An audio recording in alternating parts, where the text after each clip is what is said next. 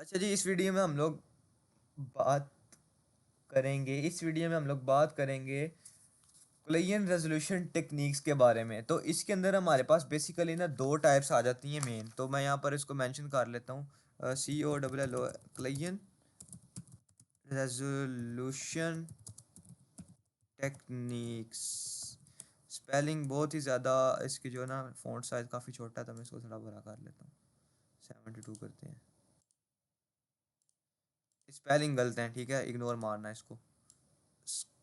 Collision resolution technique इसी methods हैं कि हमारे पास जब आ जाते हैं, दोनों सेम आ जाते हैं, एक इंडेक्स पे दो हैशेस आ जाती हैं, हैशेस वैल्यू आ जाती है, तो हम उसको किस तरह डॉज करते हैं, किस तरह उसको मैनेज करते हैं। तो हमारे पास इसके दो मेथड्स होते हैं। एक मेथड होता है ओपन हैशिंग का। ओपन हैशिंग इसको हम लोग नाम देते हैं चेनिंग का भी, ओपन हैशिंग, ठीक है। और सेकंड हमारे पास सेकंड केस में क्लोज्ड हैशिंग में हमारे पास तीन केसेस आते हैं। एक होता है लीनियर, एक होता है क्वाड्रेट क्वाड्रेटल, कौन सा होता है, क्वाड्रेटिक होता है, क्वाड्रेटिक। देन थर्ड होता है हमारे पास डबल हीप का कॉन्सेप्ट, ठीक है।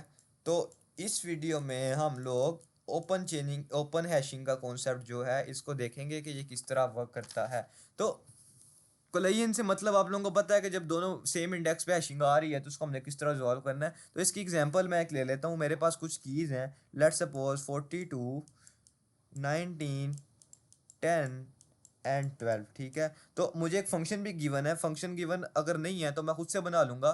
तो खुद से फंक्शन बनाना, बल्कि मुझे फंक्शन गिवन है। फंक्शन ये है के मोड ऑफ 5, के मोड ऑफ 5 फंक्शन गिवन है। तब मैंने करना क्या है, के हमारे पास सारे गिवन है, वैल्यूज पुट करके मोड 5 करना है।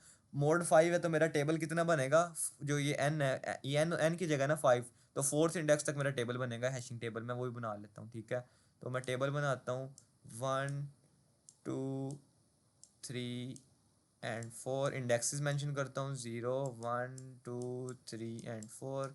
और अगर मैं इसको सिलेक्ट करके नीचे लेके जा सकता हूँ, इफ़ आई कैन, नहीं, यहाँ से मैं ना सिंपल इसको लेता हूँ। सिंपल पॉइंटर कहाँ से आएगा,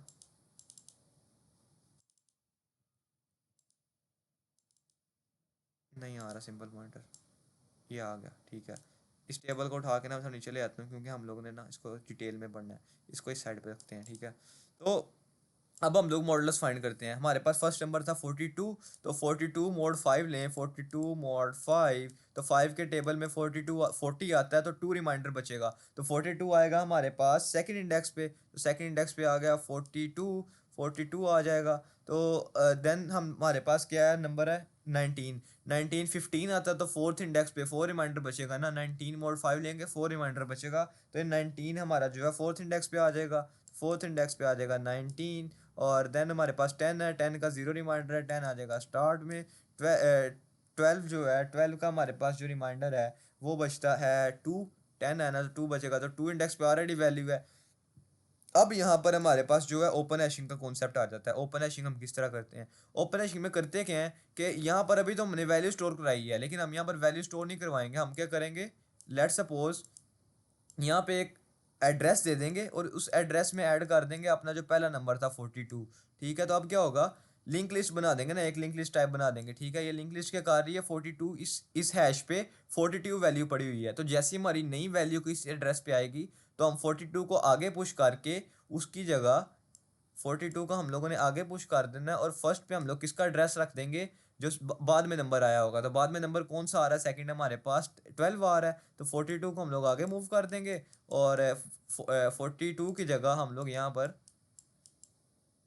12 कर देंगे। तो ये क्या होगा, हमारे पास जब हमने डाटा एक्सट्रैक्ट करना होगा तो सबसे पहले 12 जाएगा, 42, और हमारा डाटा जो मेंटेन रहेगा। तो लेट सपोज 19 की जगह कोई नंबर आता है जिसका 4 रिमाइंडर रहता है, लेट सपोज यहाँ पर आता है 24 आ जाता है। तो इसका ये जो वैल्यू है हमारे पास, इसका रिमाइंडर हमारे पास बचता है 4, तो ये भी फोर्थ इंडेक्स पे आ रहा है। तो क्या होगा, हमारे पास जो लिंक लिस्ट यहाँ पर पड़ी हुई है वो पहले पॉइंट कर रही थी 19th इंडेक्स पे, ठीक है, 19th वाले नंबर पे पॉइंट कर रही थी, 19 वाले। तो अब वो क्या करेगी, उस 19 के बाद हमारे पास कौन सा नंबर आ रहा है 24, तो वो पहले 24 पे पॉइंट करेगी, फिर 19 पे करेगी। तो इसके कुछ एडवांटेज और डिसएडवांटेज है। एडवांटेज ये है कि हमारे पास जो है ना इसमें डिलीशन ईज़ी हो जाती है, कि हमें पता होता है कि हमारे पास लास्ट एलिमेंट जो ऐड हुआ था उसको हम डिलीट ईज़िली कर सकते हैं। और इसमें टाइम भी हमारे पास कम कम कंज़्यूम होता है। उसके डिसएडवांटेज ये हैं कि हो सकता है कि हमारे पास जो एलिमेंट है ना जाके लास्ट एलिमेंट पे पड़ा हो, तो उसमें हमारे पास वेस्टेज ऑफ टाइम बहुत ज़्यादा हो जाएगी, ठीक है जी। उसके कुछ डिसएडवांटेज और एडवांटेज थे।